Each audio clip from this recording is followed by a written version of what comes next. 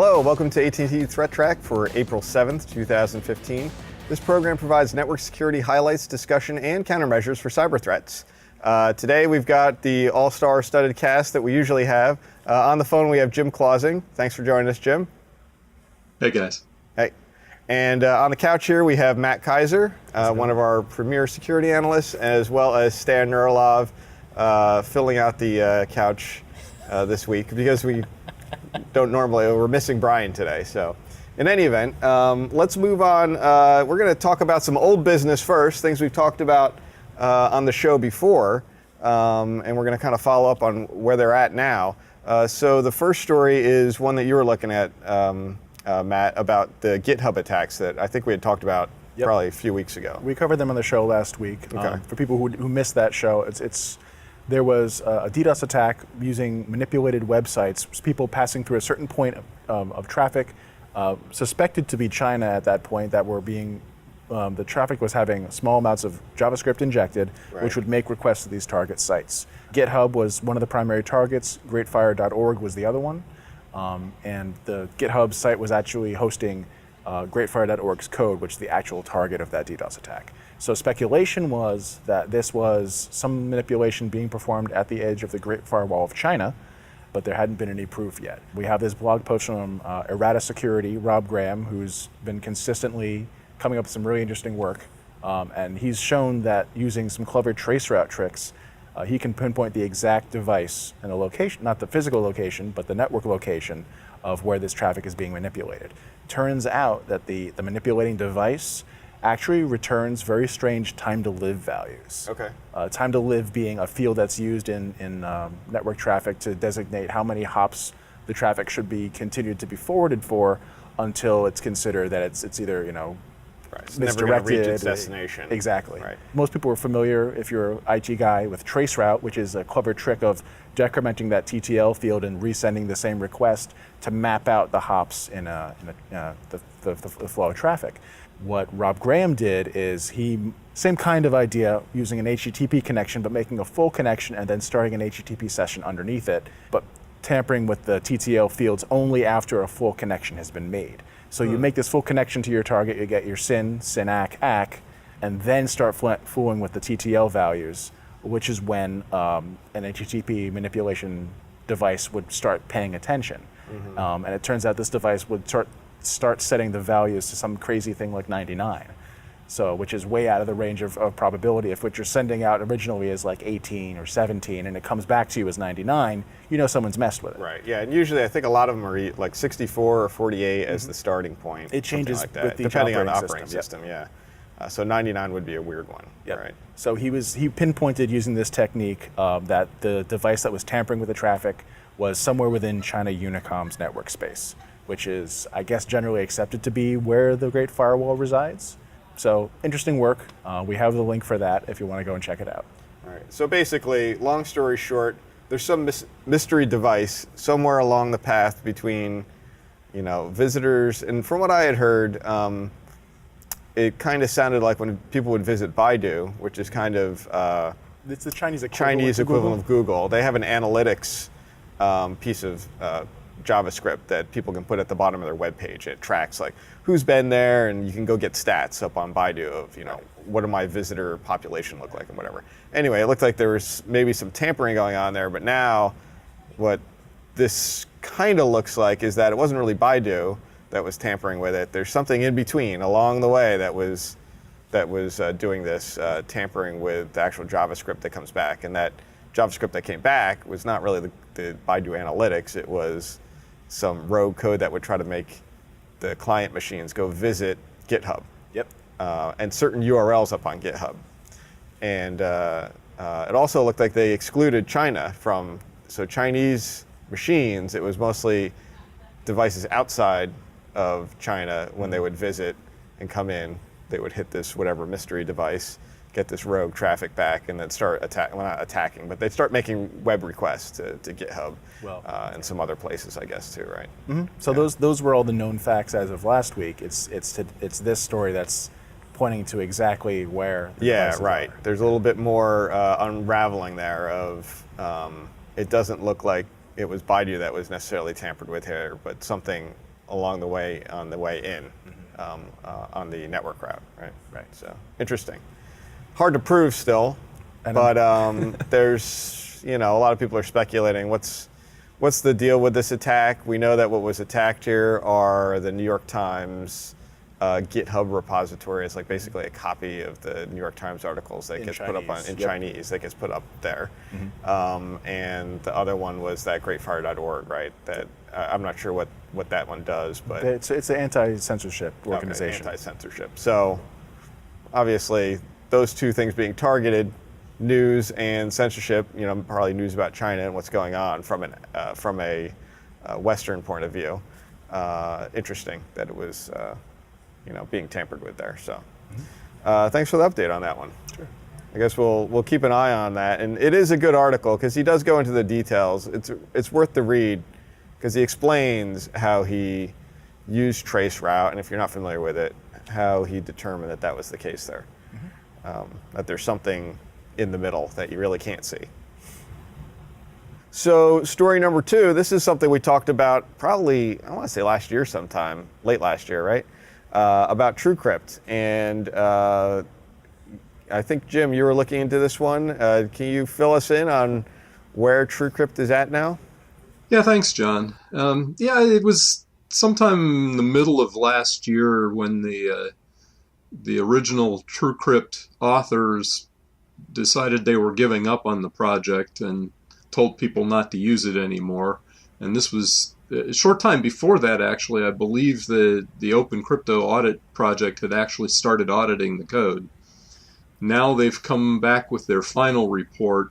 One of the main guys who participated in the audit, Matthew Green, a cryptographer and a research professor at Johns Hopkins, posted a blog post last week on cryptographyengineering.com, which gave his read of their results. There's a full report out there which I have read through, and if you're interested, feel free to read through that. But the long and short of it is they didn't find anything seriously wrong. There were a couple of minor glitches that they thought ought to be fixed.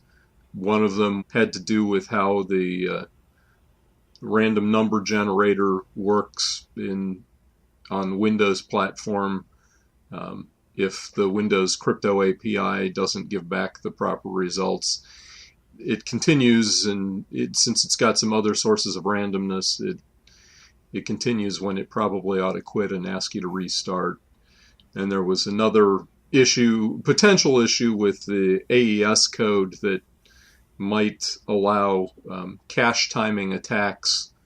If the bad guys were on the same system watching you, they might be able to figure out some stuff. But basically, the result of the audit was, there were no significant flaws found, no hidden backdoors. The NSA doesn't appear to have any backdoors into the code or anything like that. And in fact, Bruce Schneier, in his blog post right after the results were posted, he said nothing in there that would prevent him from continuing to use it. So, if the guys who really understand crypto are going to continue to use it, it's good enough for me to continue to use it. I was still using it anyway. But TrueCrypt it's a pretty good piece of software. Okay, well, if it's good enough for you, then it's good enough for me. Same here. I guess we should mention that, I don't know if we actually said that, but TrueCrypt is a disk encryption piece of software. It's for those people who might be watching the show and not know what the heck we're talking about. But a lot of people use it. It's a free tool, right? Mm-hmm. Yes, it's free, and one of the nice things about it is that it's cross-platform. So right, you can you can encrypt a volume on a Linux box and take it to a Windows box, and you could open it up on a Mac. So that was one of the reasons why I've continued to use it is when the TrueCrypt authors, who remained anonymous right to the end, when they brought the project to an end, they said, well, just go use BitLocker. Well, that's fine if you're only worried about encrypting volumes on Windows boxes. But one of the nice things about TrueCrypt was that it was cross-platform. So, I have a 4 terabyte USB drive here that I have encrypted with TrueCrypt that I can open up on a Linux box, on a Windows box, on a Mac, and use it on any of those. Right. So free and very powerful cross-platform. So hence why a lot of people use it, and it's a good thing that we got the green light on it to start using it again. For anybody who stopped using it or was worried when the story came out, I wasn't that worried, but I'm glad to see that this audit's complete and that it looks like they've got the blessing that everything looks okay. Yeah, I wasn't all that worried either, and so 7.1a was the last version that they released before they said 7.1b or whatever was basically saying don't use this anymore. 7.1a is the version that was the last released version and that had full functionality, and that's the one I've continued to use all along. Right. Did you have something, Matt? I was going to say that I know plenty of people who rely on this for business purposes as well. If you have confidential data that belongs to a customer, you want to be able to say that you're keeping their data at rest, secure, right. As much as you can. So this is a keystone of that. Right. And I also wanted to say I know one of the guys who helped prepare the report. So, hi Tom, nice work. All right, great. So the next story, and no spoiler, Stan, because Game of Thrones season, I don't even know what season we're in now, but the next season starts up this Sunday. So I'm a big fan of it, and I don't want you to, tell us any secrets, even though this has nothing to do with it other than the name. So the Dyre Wolf campaign, I guess, is a new malware campaign out there, and Dyre Wolf for Game of Thrones people it's a dire wolf. It's a kind of wolf that appears. You're our Jon Snow today, because you're bringing us the dire wolf. Anybody who watches Game of Thrones will understand that, but nobody else will. Well, you had me lost a little bit because I don't watch Game of Thrones. I heard it's a great show, so maybe I should start watching it.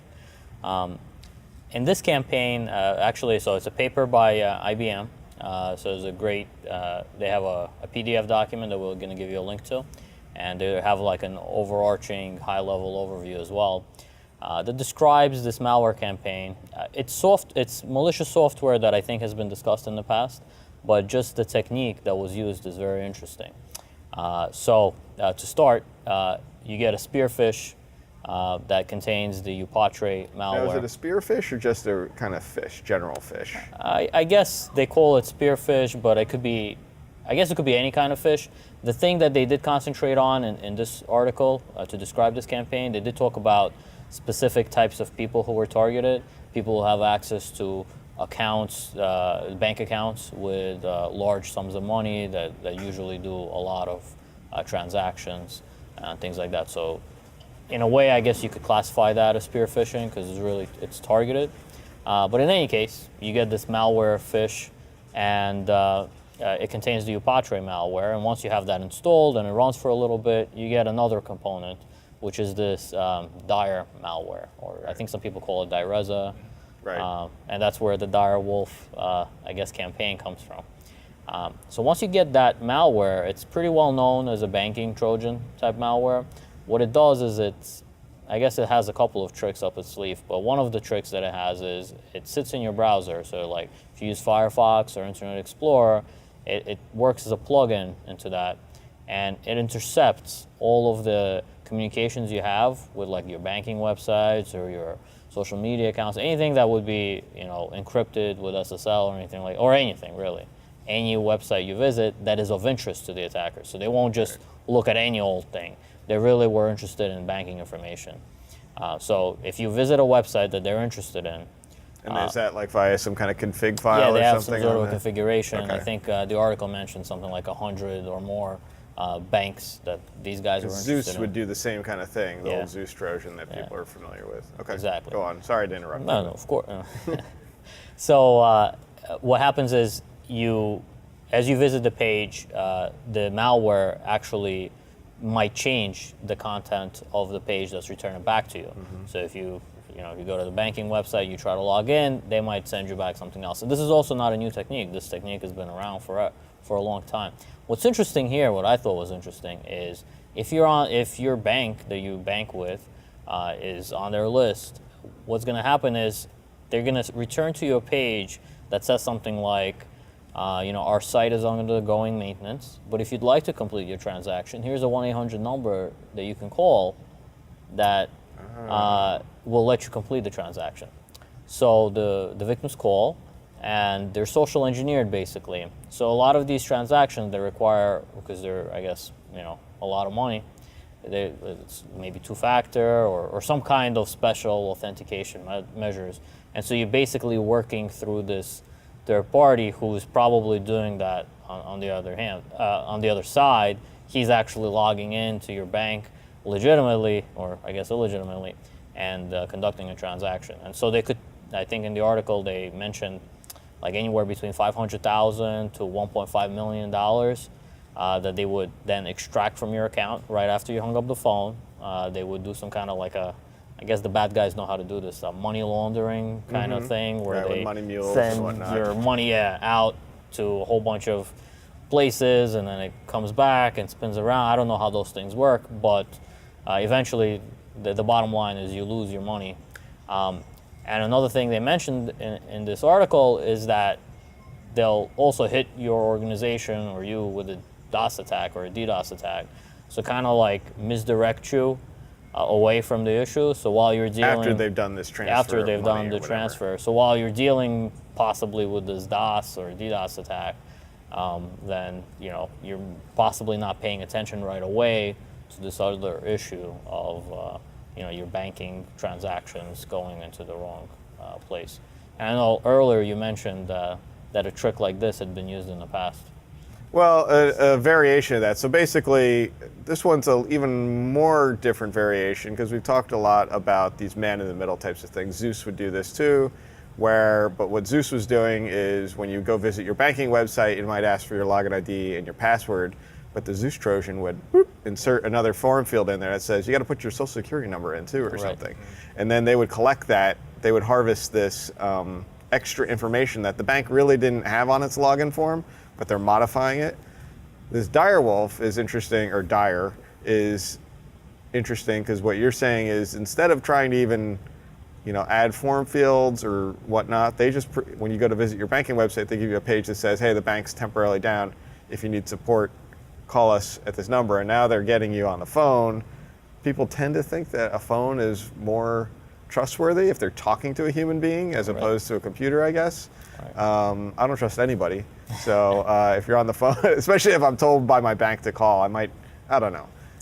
It's a little hard to tell these days because I often do a lot of banking after hours, and that's usually when the maintenance period is. Have system maintenance. And they usually tell you, hey, your transaction cannot be completed at this time. If you have any questions, call this number.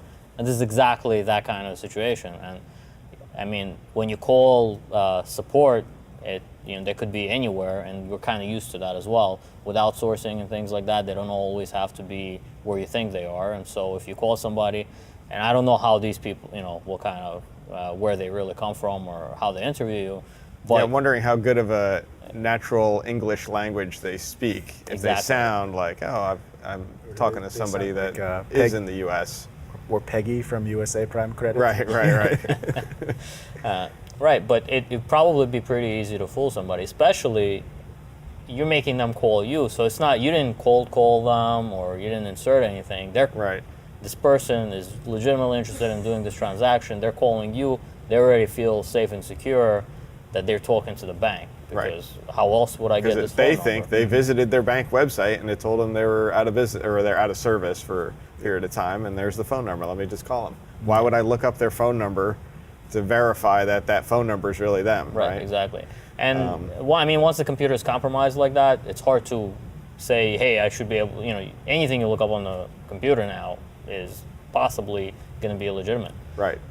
So maybe they are going to, maybe in the next version they might replace all the phone numbers with this illegitimate one. Right. So even that's not a good way to get around this fake phone number. Yeah, one of the things that I always told people, told my parents and that, never call the toll-free number that gets left on your voicemail or your answering machine. Always, if they claim it's from your credit card company, look at the back of the card and call the number on there, not the one they left on the answering machine.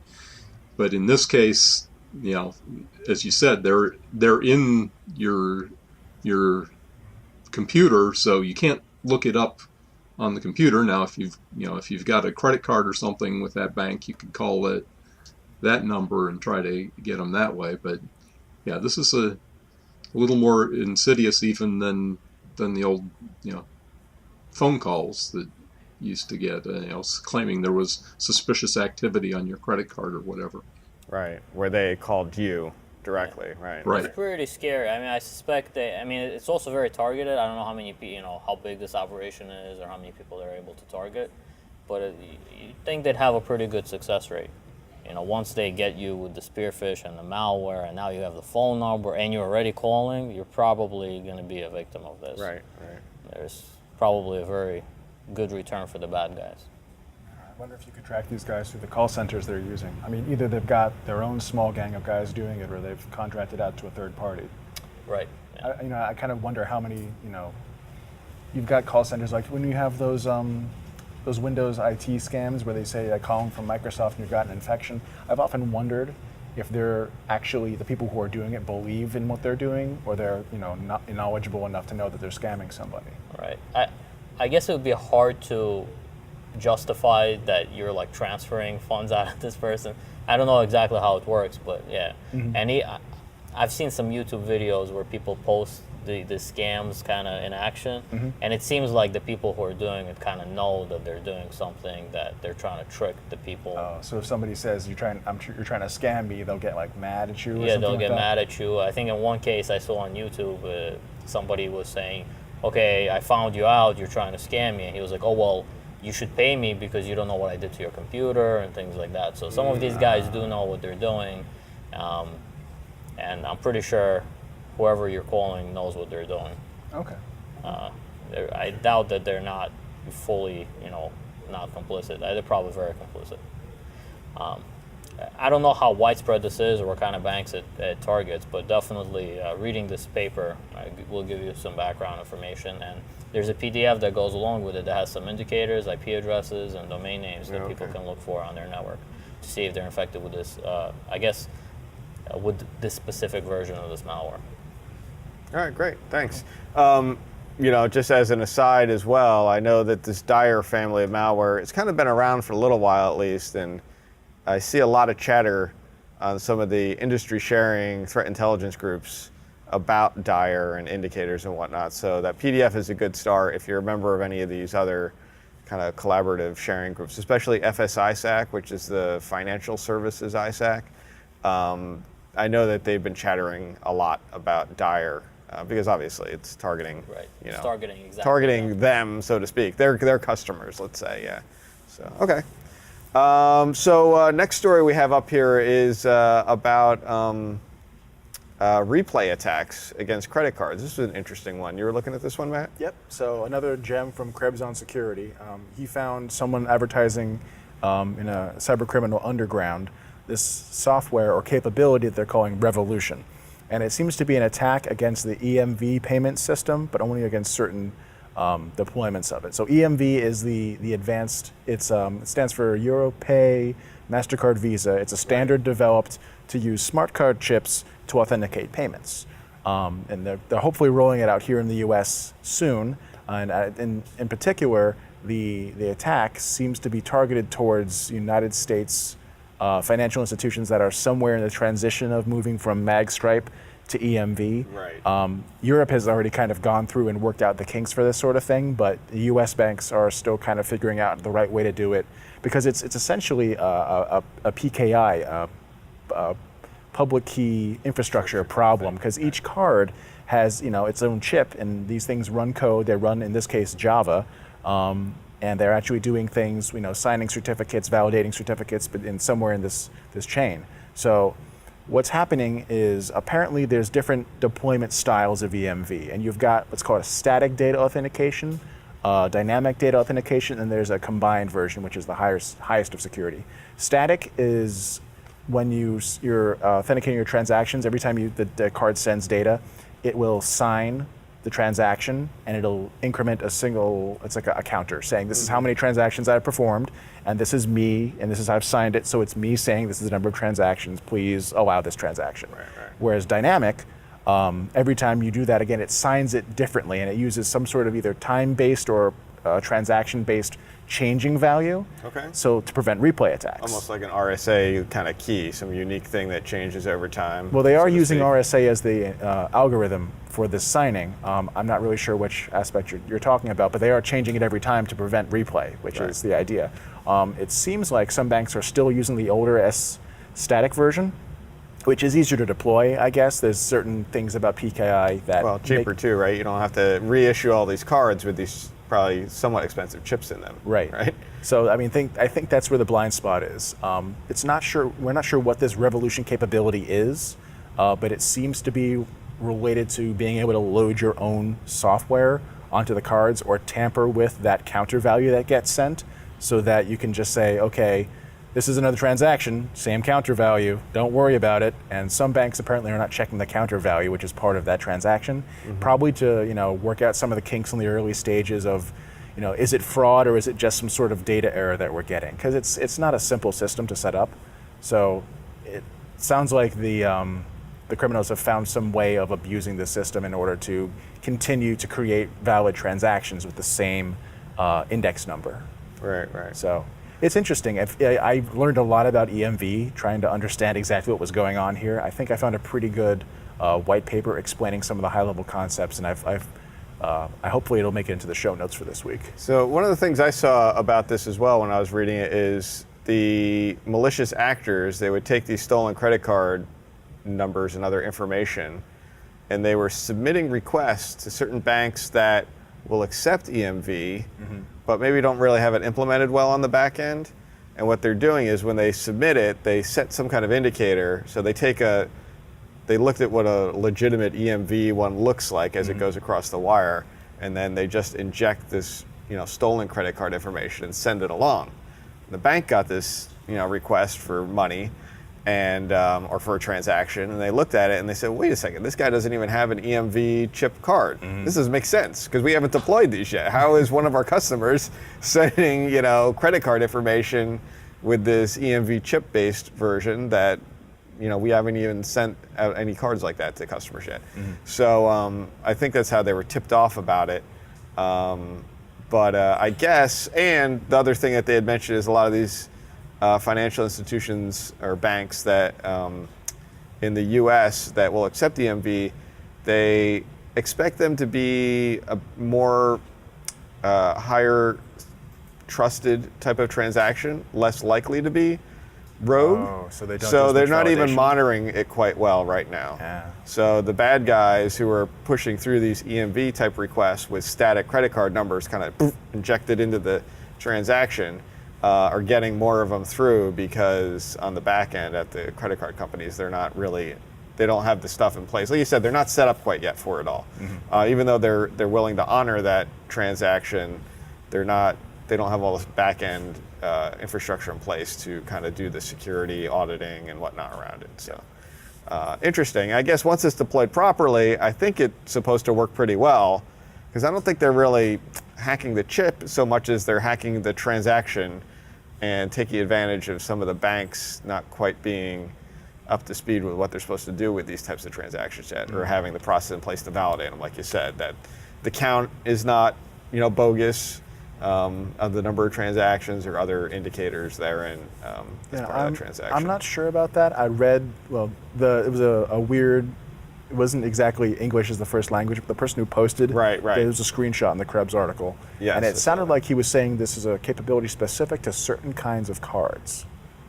Oh, So okay. if that's the case, it may be a matter of being able to load this onto a card and walk into a store and use your EMV card with any PIN you want or whatever. Oh, okay, interesting. 'Cause So he did maybe say you could something load about- on whatever rogue credit card info, Right. stolen credit card info into a legitimate card, or whatever, a card that has one of these chips on it that you can program it to be the stolen identity, whatever. Yep. Is this the same as the chip and pin security, or is this slightly Yes. different? This is essentially chip and pin. Yeah. Okay. There was an article like maybe years ago. Yep.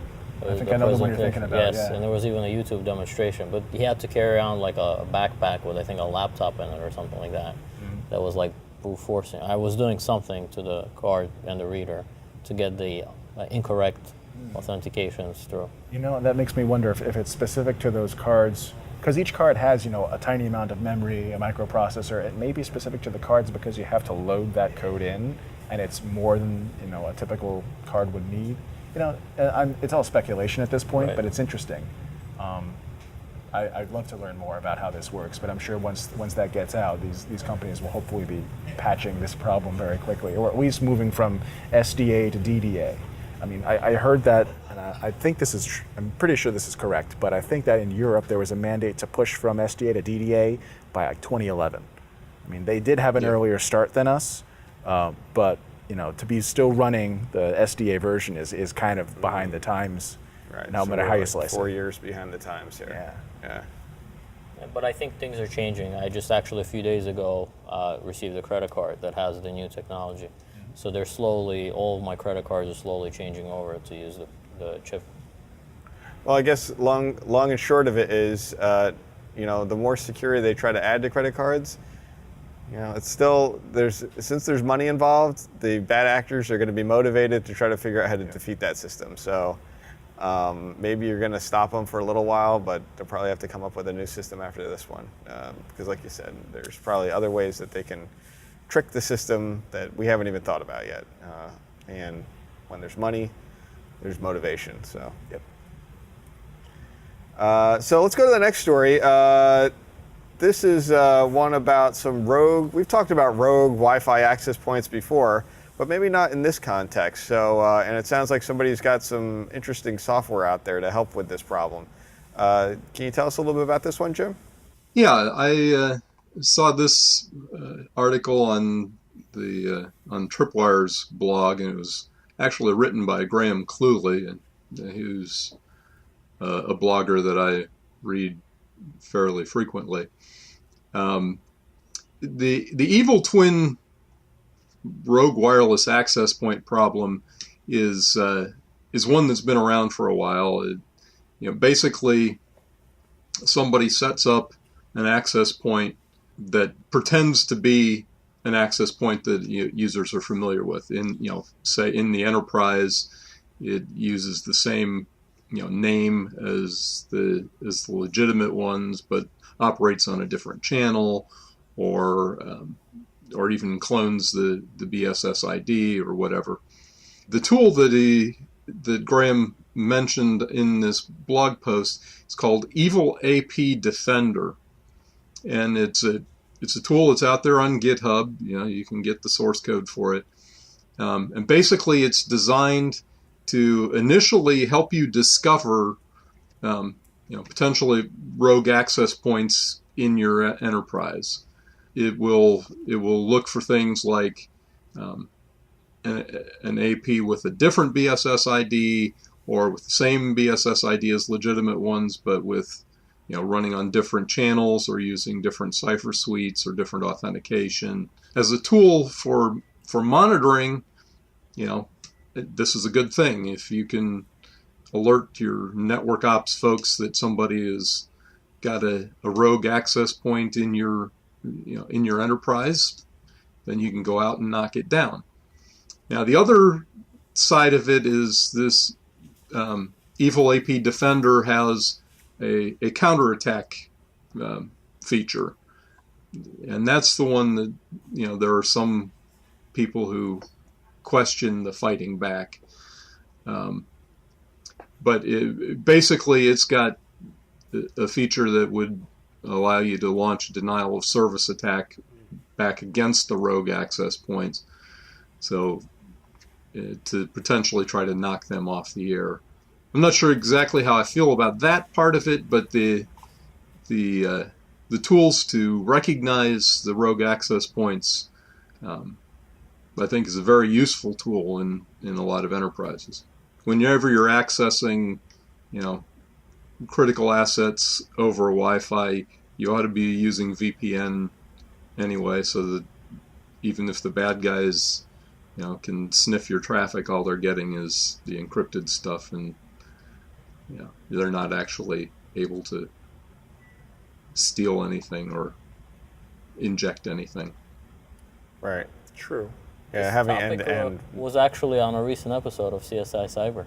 That exactly this. Yes, it was actually. Yeah. They had exactly this issue, and they had a tool that, as you described, Jim, that actually would help you, detect the presence of this rogue access point. Now, they didn't have a strategy for detecting it. I think I'm not going to spoil it for anybody who hasn't seen this episode, but they had a different trick for figuring out where exactly the rogue access point was. Yeah, they had some convoluted logic, I think, as to sort of suss it out, just guessing. Well, the show is, I'm watching it, and I'm committed at this point. I watched the first few episodes, and I know I texted a whole bunch of friends, and I said, I cannot believe they put this in a television show, not because it was accurate, but because it was so inaccurate. But there's a certain amount of it that they get right that keeps me hooked, and I keep going back and saying, maybe they'll do this one right, and maybe they'll be. But then I also have a good laugh at the things they get horribly wrong. Right. Well, they got to add interest and drama. It's true. It's not really that exciting like what we do necessarily when we go back to our desk. It's certainly not television worthy.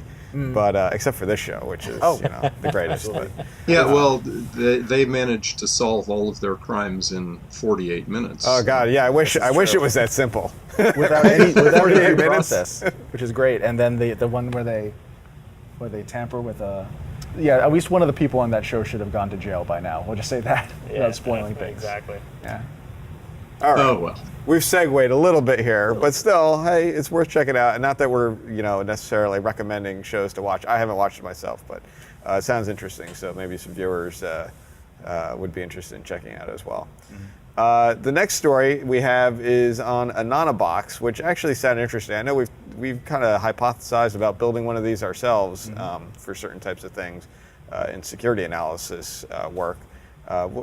Can you tell me a little bit more about this particular product and whether you would recommend it at the moment? Sure. Quick answer is no. I think we may have covered either this or a similar device on the show before. The idea is it's basically a tiny travel router proxy that you connect to. It connects to the internet, and all of your traffic is tunneled through Tor, which ensures that any traffic that you send through it, as long as it doesn't have any personally identifying information in it, is anonymized, which is great for people who don't want to have to set up Tor but still want to have the benefits of being anonymous on the internet. So it's kind of had a checkered past. The original version of it had some security flaws. You couldn't set your own Wi-Fi password. So they went back to the drawing board. They got new owners, and they've released some of these routers to some of the backers. And it turns out this version is not much better. You cannot set a Wi-Fi password in this version, which means all of your Wi-Fi traffic is completely in the clear. So anybody nearby can connect to this access point. And WPA encrypted or anything. It's just like an open Wi-Fi access point. Open Wi-Fi access point with, I believe, a name you can't control, so it's randomized every time, which is a little frustrating if you're trying to use this thing all the time. Right. Turns out that the username and password for this device now, which is hidden on an IPv6 address, not on the IPv4, but if you know the IPv6 for it, you can connect to it. That interface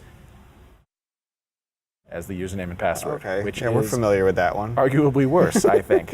So yeah. It seems like they haven't learned the lessons that we would expect someone who has gone through this pain before to learn.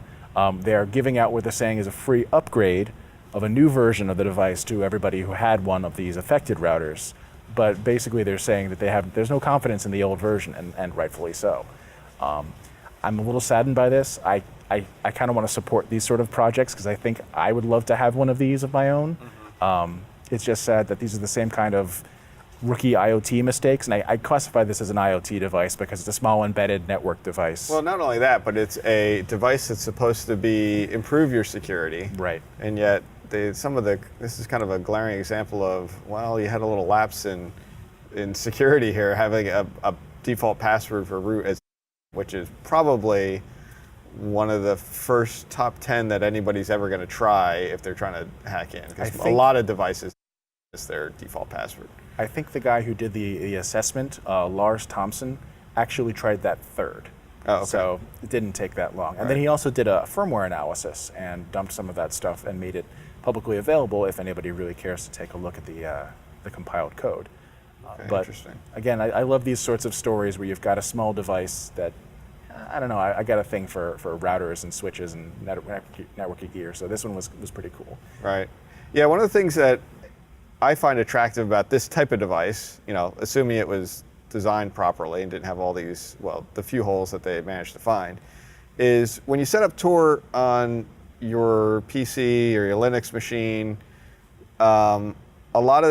you're not quite sure how much of that is going through Tor. So like your DNS queries might be going out through your regular DNS, and then you get the IP address, and then you make a connection to some website, but you're doing it through Tor or whatever at that point.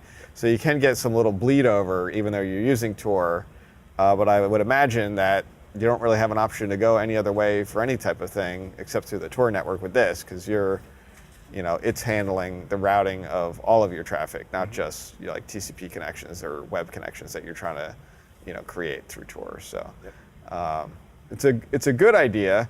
I don't know, Tor is not notorious for being the speediest network. Right. If you're doing a lot of high bandwidth traffic, I don't know that I would use Tor for very much.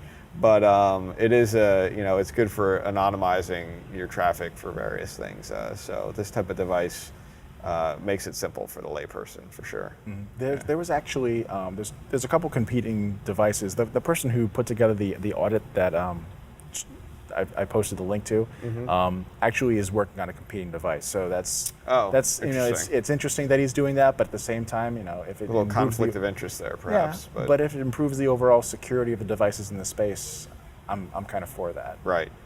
The other thing I want to mention is that there are free versions of things that you can build if you're technically inclined to do so. The Grook has the Portal project, with the code for which is up on GitHub, and it's basically taking one of many small travel routers, and you flash a custom firmware on it, and it does the same kind of idea. The other one is the Onion Pie tool, which I think Make Magazine put together, or at least it came out in a Make Magazine that I read recently. It may have been developed by somebody else, maybe Lady Ada, one of the people in that space. Same idea, but using a Raspberry Pi with a wireless antenna on one end and a Ethernet cable on the other to push all your Wi-Fi traffic through Tor. So if people are interested in that sort of thing and playing with the ideas in this space, other things to look at. I can't say that these are any more options, right? Yeah, I can't say that these are any more secure in terms of the device itself being attackable than what we just saw, but they're starting points for someone who wants to have the ability. Right. Okay, interesting. So let's move on to the internet weather and see what's been going on. Not too many real big news stories here. So this first chart here is our top 10 most probe ports. This was basically the most number of probes, irrespective of how many devices were actually doing it. So one device could send 80 billion scan probes and it would show up high in here, as opposed to some coordinated activity. So I'm not a big fan of the most probes because it doesn't really show you trends as much. But what we do see is 22 TCP is your SSH. That's usually at the top. We know there's a lot of brute forcing activity going on, looking for things like these IoT-based devices. I bet you money that the one you were just talking about has an SSH port on it for administration. This is the kind of thing that these actors are scanning for when they're going against 22 TCP. 135 TCP is your NetBIOS type stuff going on there. 1900 UDP is SSDP, Simple Service Discovery Protocol. We've been seeing a lot more distributed denial of service type attacks, reflection attacks, similar to your DNS reflection attacks with SSDP. Still not scaled to the point that they're anywhere near the size of DNS or NTP type reflection attacks, but still, it's a port that's out there that, since it's UDP, you can do reflection across it, spoof source, and have it bounce off to its victim. So people are looking for these so that they can use them as part of their attack suite when they want to do reflective-based attacks. 445 TCP SMB, that's moved up a couple of points, but most of this stuff is pretty steady. 8080 TCP, we're going to take a look at that one in a little more detail to see. It's moved up 3 positions, but it's actually been very gradually rising up here more than it had been. 23 TCP Telnet, so that's another one very similar to SSH that is also running on a lot of these IoT type devices, your home DVRs, your disk storage devices, network attached storage type things, home routers, etc. Still have Telnet open, and people are scanning for it. TCP web, people are always scanning for that. There could be various reasons for that. 1433 TCP, Microsoft SQL Server, that's moved up 4 positions. But it's the scanning activity is pretty steady on that one, so I didn't bring a chart up on this one because it's been elevated and high for a while, but no significant upturns or downturns. It's just been more than, a little bit more than usual. Remote desktop protocol, we always see activity on that. Again, that's looking for interactive access. You got all these bad actors out there they'll brute force their way into those too, and there's some worms that do that as well. Like Mordo has been around for years that looks for RDP-based devices and tries to brute force their way in with password guessing. And then 443 TCP, notorious for various reasons. People might be scanning it, like Heartbleed and other things that are still lingering around, or other types of, what's the Freak one that's out, that came out. So there's other vulnerabilities people are scanning for in 443 TCP lately as well. Although it's moved down quite significantly as compared to last week. And we don't know if they're scanning for vulnerabilities in SSL or in the underlying sites. Yes, we don't know. Running on 443. Yeah, we just know that they're just scanning on that particular port for this. This is, so instead of looking at, actually maybe I didn't pull up the 8080 chart, or maybe it's later, but instead of looking at what we had on that previous chart, I was going to say I want to take a look at what we don't see that we used to see a lot. And one of the things that I thought was interesting is port 9064 TCP. We talked about that a lot in the beginning of this year, a little bit in the last half of last year, where we went from nothing up to quite significant amounts of scanning, peaking up here at 250 million scan flows per hour. This is what I never really was able to, I know it's a proxy port, but I don't know why there's so many proxies hanging out on 9064 TCP, but there are. You can find them in proxy lists out on the internet, some of these people who collect lists up, and I don't know if there's a specific tool or a specific piece of proxy software, like Squid is notorious for hanging out on 3128. I don't know why 9064 TCP is so popular. But the thing I thought was interesting is when the past week or week and a half or so, it's really gone back down to nothing again. So whoever was scanning for that has kind of given up, or maybe they got all the information they need. Most of it's coming from China. We know China scans a lot for proxies because it helps them, get access to things that, basically anonymize their traffic. So interesting that there's a downturn on that one. I'm kind of curious to see if it comes back up again at some point, but I guess we'll find out. So this is the top 10 most sources probing. I tend to like this chart a lot better because it means that there's a lot of devices doing things in unison or in some kind of coordinated fashion, which typically is indicative of botnet related activity or some other type of botnetish like thing going on. 3.3 ICMP, I think that might be an echo request port unreachable. I think that's a reply with port unreachable. That could just be, backscatter from scanning activity. Probably not significant, other than it might have something to do with some of these UDP ones, because I think they send back ICMP unreachables when you make a UDP request. 445 TCP we already talked about. SMB 80 echo requests is up a little bit. These are probably not, the ICMP ones are probably not really that security relevant. 27015 UDP is gaming related. That's up a point or up 1 position from last week. That's really not security relevant. Although I will mention that 27015 UDP can be used for reflection attacks as well.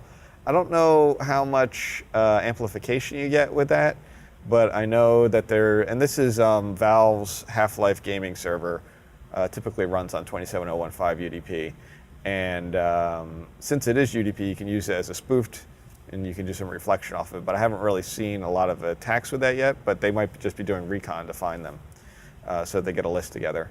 Yeah, well, and I do find it interesting that that's clear up to number 4 now. I mean, I remember when it first crept into the charts early last year, I think, and now it's up to number 4 most sources probing. Right. And it's really, this is a weird port because I'm familiar with Half-Life and how it works.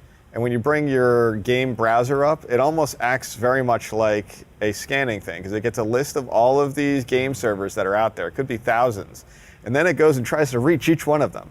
So, even though that's legitimate activity, it's somebody running a game client trying to get status of how fast can I talk to each one of these servers that are on my list. It looks like scanning activity to us. So it's hard to differentiate between that legitimate activity versus someone scanning it for potentially malicious purposes or reflection. So I'm not aware if there's any new games that would make this surge up, like you said, Jim, higher than it had used to be, but it's probably one to watch, especially to see if there is reflection attacks going on there.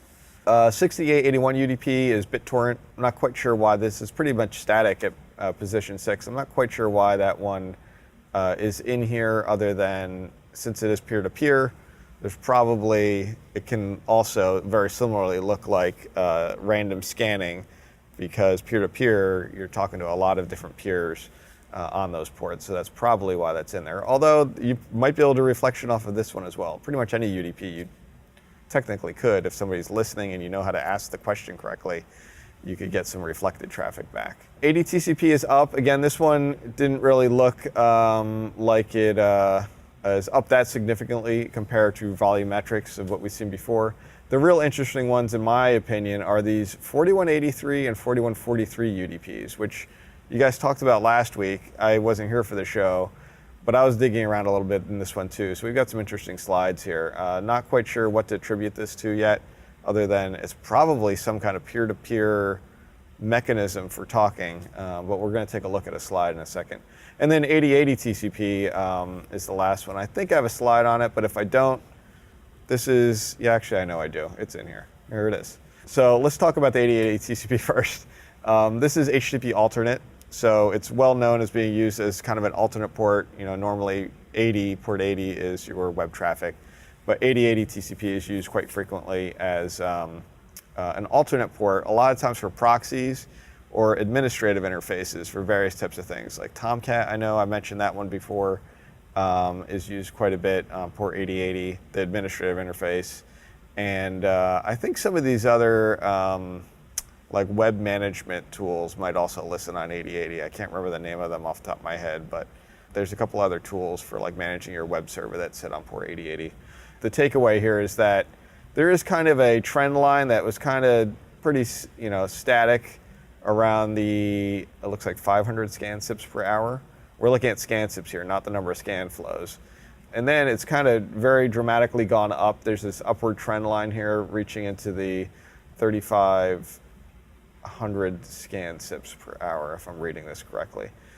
So there's definitely an upturn of coordinated scanning activity on this.